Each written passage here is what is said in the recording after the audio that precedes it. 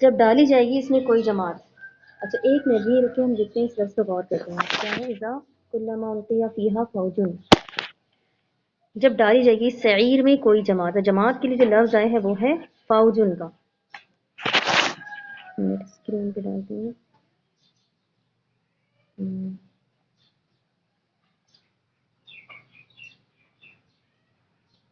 آیت آپ کے یہاں آیت کا پیج آپ کو شو ہو رہا ہے؟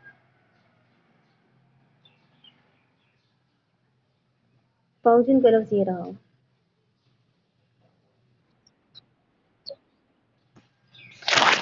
ایک منٹ فائدہ میں وہی سیٹنگ کر رہے ہیں.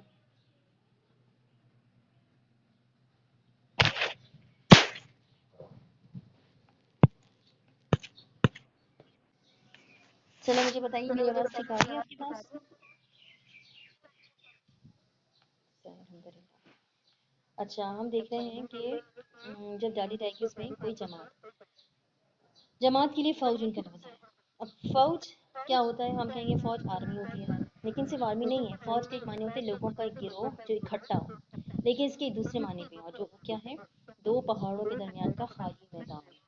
یہ سمجھے دو پہاڑ، کوئی زلزلہ آئے اور سائے نیچے گرتے جائیں اور دونوں کے درمیان کے خالی میدان یعنی شیپ میں ایک دوسرے کے اوپر گر کے جمع ہوتے جائیں، وہ بھی ایک فوج کہلاتا ہے ہجوم کا حصہ. حالانکہ فوج یعنی آرمی کی ایک دوسرے کے ساتھ ایک عہد کی پابندی ہوتی ہے کہ ہم سب ایک ملک کے رہنے والے ہیں، اپنے ملک کا دفاع کرنے نکلے ہیں، وہ سب ساتھ جینے مرنے کا عہد کرتے ہیں. لیکن دو پہاڑوں کے درمیان پھسل کے گرنے والے لوگ ایسے نہیں ہوتے. وہ اتفاق سے ایک جگہ اکٹھے ہو گئے، وہ ایک دوسرے کو شاید جانتے بھی نہ ہو، ان کو حالات اور واقعات اکٹھا کرتے ہیں. تو پھر وہ کیسی فوج ہوئی؟ کیونکہ وہ غلط وقت پہ غلط جگہ پہ موجود تھے. اور پھر کیا ہوا؟ ان سب کو سعیر میں اکٹھا کر دیا. لوگ سعیر میں اکیلے نہیں جائیں گے، وہ اس فوج کے ساتھ جائیں گے جس کا وہ دنیا میں حصہ تھے. حالانکہ وہ ایک دوسرے کو جانتے بھی نہ تھے، وہ اتفاق سے ساتھ تھے. پھر بھی ان کا ایک دوسرے کے ساتھ ہونا ہی ان کو آگ میں لے جائے گا.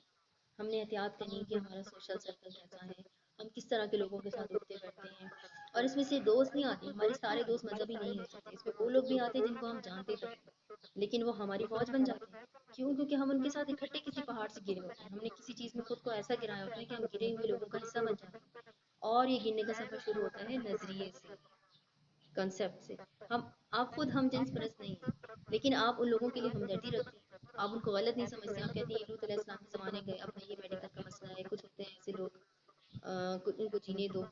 جب آپ نے نظریے میں خود کو گرا دیا تو ایک دم سے آپ ان سب کے ساتھ شامل ہو گئے جو پوری دنیا میں ہم جنس پرستی کو پھیلا رہے ہیں. یہ بہت خطرناک چیز ہے. ہمیں گناہ کو گناہ بھی سمجھنا چاہیے. ہم نہیں سمجھتے. ہم جب بھی گناہ سے ہمدردی رکھیں گے، اس کو غلط نہیں سمجھیں گے، ہم گناہ گاروں کی فوج کے ساتھ شامل ہو جائیں گے. اور فوجیں اکٹھی تباہی کا شکار ہوتی ہیں.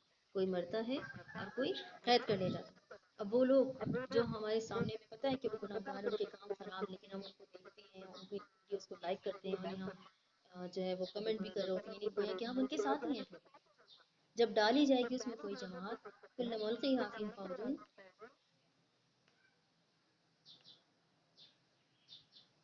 سألہم خزنتها. نیکسٹ آیت کے اس کے آگے کا سب دیکھ لیتے ہیں.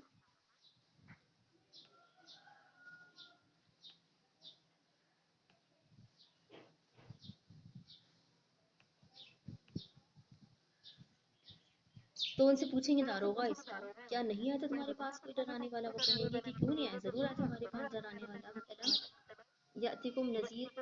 داروغہ کون ہوگا؟ یہ اللہ کا مقرر کردہ فرشتہ ہے جس کا نام مالک ہے، جہنم کا داروغہ. اور یہ جہنم کا داروغہ یہ جب دوزخیوں کو تکلیف میں تڑپتے ہوئے جلتے دیکھے گا تو یہ ان سے پوچھے گا کہ کیا تمہارے پاس کوئی نذیر نہیں آیا تھا؟ یہ بات کیوں بتائی جا رہی ہے؟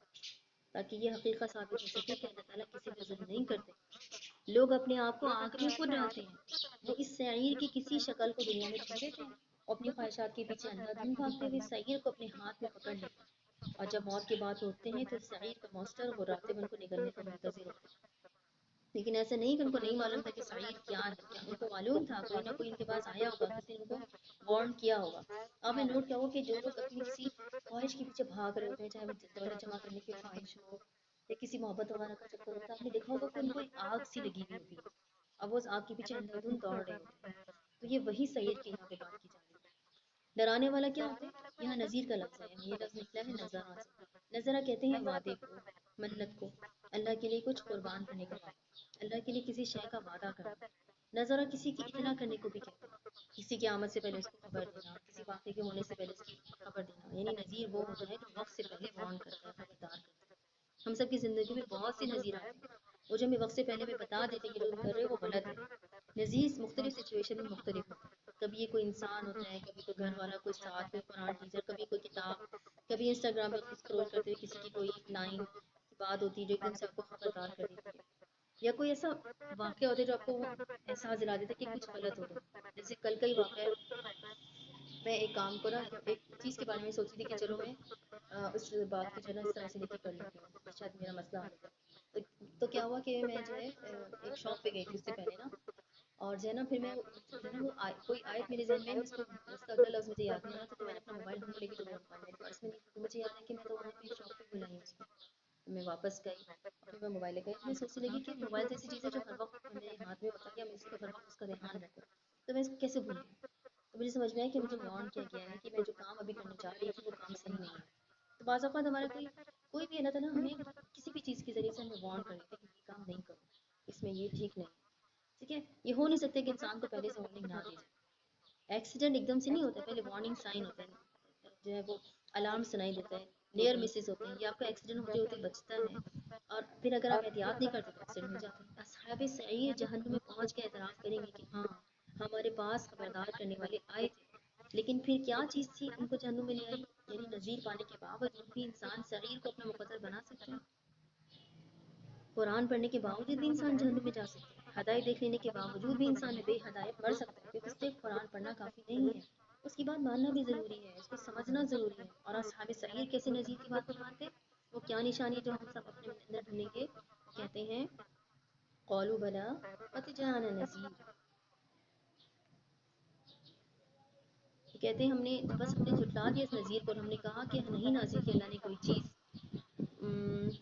فکذبنا وقلنا ما نزل اللہ من شیء، نہیں نازل کیا ہم نے کوئی چیز، اللہ نے کوئی چیز، ان انتم الا فی ضلال کبیر، نہیں ہو تم مگر بڑی گمراہی میں۔ اور پھر وہ کیا کہیں گے؟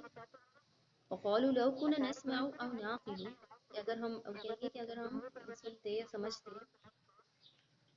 نسمع او نعقل ما كنا فی اصحاب السعیر، تو نہ ہوتے ہم اصحاب السعیر میں سے، فاعترفوا بذنبهم، بس وہ اعتراف کر لیں گے اپنے گناہ کا۔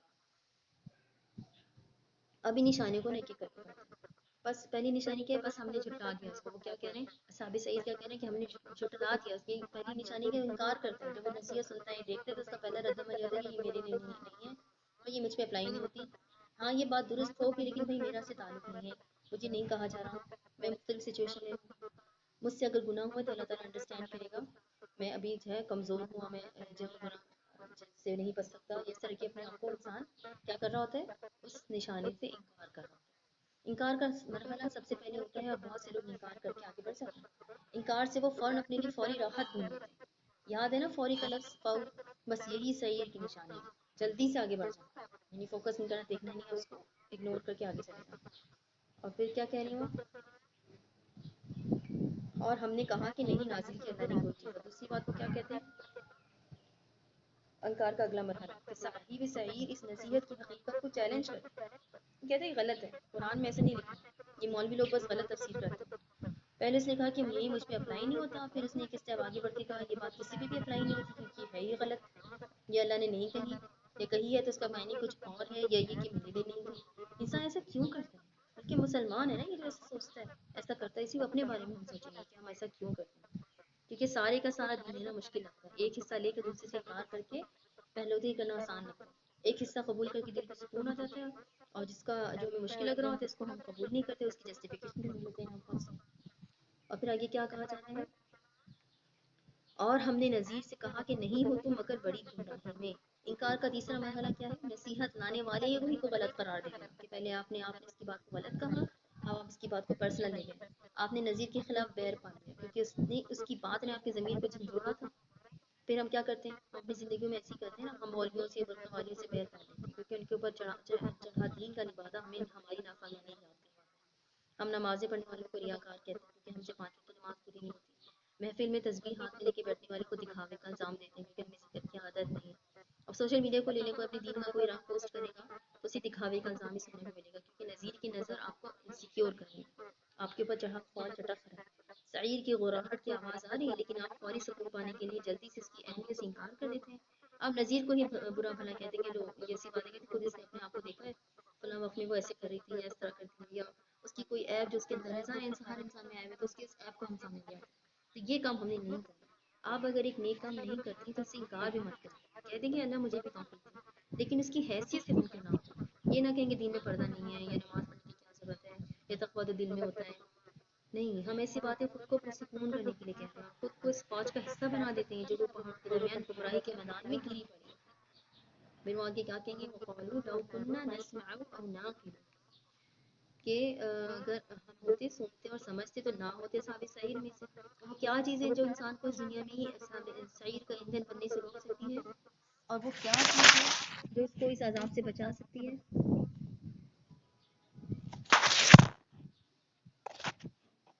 جہنم کی آگ میں اصحاب سعیر اپنے گناہ کا اعتراف کرتے ہوئے دو لفظ استعمال کرتے ہیں، کاش ہم نسمع اور ناقل سے کام لیتے، یعنی ہم سنتے، نسمع ہم سنتے ہوتے، ناقل ہم عقل سے کام لیتے۔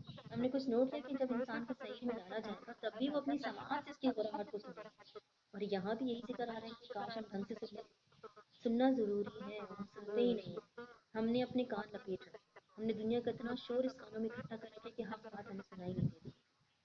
کیا ہم خود اتنا بول رہے ہوتے ہیں کہ ہمیں کسی کی بات سننے کا موقع ہی نہیں ملتا؟ ان کانوں کو صاف رکھنا شروع کریں، اس میں اللہ کا کلام ڈالیں، جتنا اس میں قرآن جائے گا، جتنی یہ صاف چیزیں سنے گا، جتنی یہ پاک چیزیں سنے گا، اتنا ہی یہ صاف ہوگا۔ اور جب کوئی چھلنی صاف ہو تو اس میں صرف ملاوٹ کے کنکر پھنسے ہیں۔ دیکھیں دوبارہ سنیں، جب کوئی چھلنی صاف ہوتی ہے تو اس میں صاف چیز نہیں پھنسے گی، صرف کنکر کیڑے اور ایسی غیر علوی چیزیں پھنسیں گی نا۔ جتنا آپ کے کان میں اچھی بات قرآن کی بات لگے گی، اتنے ہی کانوں کی چھلنی صاف ہو جائے گی، پھر آپ کو سچ جھوٹ کی پہچان ہوگی۔ یہ جو ہم انسانوں کی پہچان نہیں کر پاتے نا، ہمیں سچ جھوٹ کا فرق نہیں معلوم ہو پاتا، کہ لوگ ہم سے جھوٹ بول کے دھوکہ دے کے ہمیں استعمال کر کے گزر جاتے ہیں نا، یہ اس لیے بھی ہوتا ہے کیونکہ ہمارے کانوں میں اتنا گند پھنسا ہے کہ ہم نے چلنے کی پرواہ کرنی چھوڑ دی، ہم اس میں سب کچھ اندیلے جا رہے ہیں۔ نہیں، کان پہ فلٹر لگے گا قرآن کا تو اچھی بات اندر جائے گی اور غلط بات ہضم نہیں ہوگی، وہ ایک دم سے خود ہی کھٹکے گی۔ اب چاہے وہ ایسی اسکرولنگ کرنا ہو، ٹک ٹاک کی ویڈیوز دیکھنا ہو، چاہے وہ ویسے ہی گانے سننا، یہ ساری چیزیں کیا ہیں، ہمارے کانوں کو آلودہ کرتی ہیں، آنکھوں کو بھی آلودہ کرتی ہیں۔ سعیر سے بچنے میں دو چیزیں کرنی ہوگی، سننا اور عقل سے کام لینا۔ یہاں دیکھنے کا ذکر نہیں ہے، کیونکہ آنکھیں انسان کی حفاظت نہیں کرتی، یہاں سب نے اپنے اوپر فال چڑھا رکھے ہیں۔ کتنی دفعہ ایسا ہوگا نا کہ ہم نے جو چیز دیکھی بھی اپنی آنکھوں سے دیکھی، لیکن اصل میں وہ کچھ اور تھی، ٹھیک ہے؟ کبھی کبھی صرف کانوں سے سن کے انسان جو ہے نا وہ چیزوں کو سمجھ پاتا ہے۔ یہاں سب نے اپنے اوپر فال چڑھا رکھے ہیں نا، سعیر کا موصف اس دنیا میں مختلف شکلوں میں چھپا ہوا ہے، وہ دیکھنے سے نہیں پہچانا جاتا، سننے سے پہچانا جاتا ہے، اس کی غراہٹ سنائی دیتی ہے۔ اور جب آپ کا کان صاف ہوگا پھر اس پہ عقل بھی استعمال کرنی ہوگی۔ اور عقل کیا ہے؟ عقل یہ ہے کہ اپنی ترجیحات طے کرنا۔ عقل استعمال کرنے کا یہ مطلب نہیں ہے کہ آپ کو بہت ذہنی چالاک ہونے کی ضرورت ہے، نہیں، آپ کو ایک ایوریج ذہنیت کے انسان ہو کہ بھی سعیر کے خلاف عقل استعمال کر سکتے ہیں۔ اور سعیر کے خلاف عقل استعمال کرنے کا ایک ہی طریقہ ہے کہ اپنی ترجیحات اور اپنا فائدہ سامنے رکھنا اور دور کا فائدہ لینا۔ ہر کام کرنے سے پہلے طے کرنا کہ کیا یہ چیز میرے لیے آخرت کا فائدہ ثابت ہوگی یا مجھے جلدی مزہ دے کر بعد میں گلٹ اور پریشانی میں تبدیل ہو جائے گی۔ میں اس چیز کے بدلے میں اپنا کیا بیچ لوں گی؟ ایمان، سکون، یہ کیسا سودا ہے؟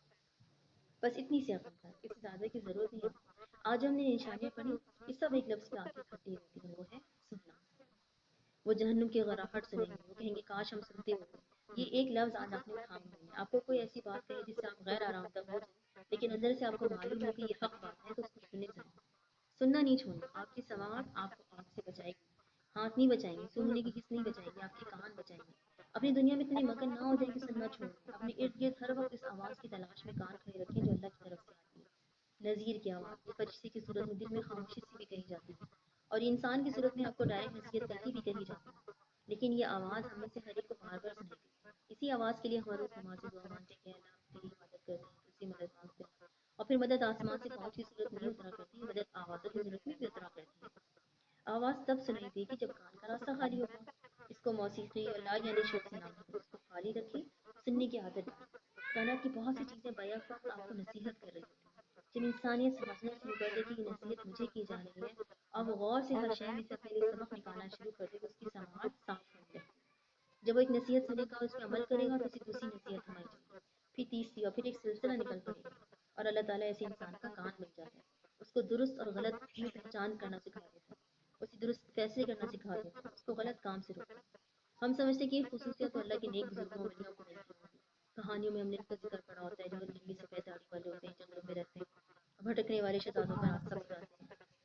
لیکن نہیں، جنگل میں رہ کے اللہ کا ولی بننا مشکل تھوڑی ہے۔ دنیا میں رہ کے اللہ کا دوست بننا یہ اصل امتحان ہے۔ ہمیں سفید لمبی داڑھی والا بزرگ نہیں بننا، ہمیں میرے اور آپ کے رب آپ کی طرح کے عام انسان کی طرح رہ کے اللہ کا دوست بننا ہے، ایسا دوست جس کو اللہ سے راز سمائے لگ جائے، جو خاموشی میں بھی اللہ کی طرف سے آئے پیغام اور سنے، جسے برے واقعے سے پہلے کان میں خاموشی سے اس کی اطلاع مل جائے۔ ہم سب اس مقام کو پا سکتے ہیں اگر ہم سننے لگ جائیں۔ آج کی آیات ایک ٹریجر ہنٹ کی طرح ہے، تمام کلوز اور نشانے ایک لفظ سماعت کی طرف لے کے جا رہے ہیں۔ اس ویک آپ نے میں نے اس سننے پر غور کرنا ہے، ہم تب سنیں گے جب ہم کانوں سے بند نکالیں گے، نیگیٹو باتیں، گوسپ، غیبت، موسیقی، ان سب کو نکال دیں گے، تو پھر خود بخود اللہ تعالیٰ کے پیغامات اندر آئیں گے۔ اب اس ویک کا تجربہ کر کے دیکھیں، نیکسٹ لیسن سے پہلے انشاءاللہ آپ کو آپ کے کان باقاعدہ اللہ کی طرف سے آپ کی ذاتی زندگی کے متعلق کوئی نہ کوئی کلیئر اور ڈائریکٹ بیان ہے، لازمن ملے گا، اتنا کلیئر کہ ہم حیران رہ جائیں گے، لیکن شرط کیا ہے؟ پہلی، کان کی چھلنی کو صاف کرنا ہے۔ انشاءاللہ ہم پھر اپنی نیکسٹ کلاس میں ملتے ہیں اللہ کے قرآن کی اگلی خوبصورت بات کے ساتھ، ٹھیک ہے؟ سبحانک اللہم و بحمدک، نشہد ان لا الہ الا انت، نستغفرک و نتوب الیک۔ فائزہ کوئی بات پوچھنا چاہتی ہیں؟ کوئی چیزیں نہیں سمجھ آئی ہو؟ چلو، کہ اپنا خیال رکھیے گا، دعا میں یاد رکھیے گا، اللہ حافظ۔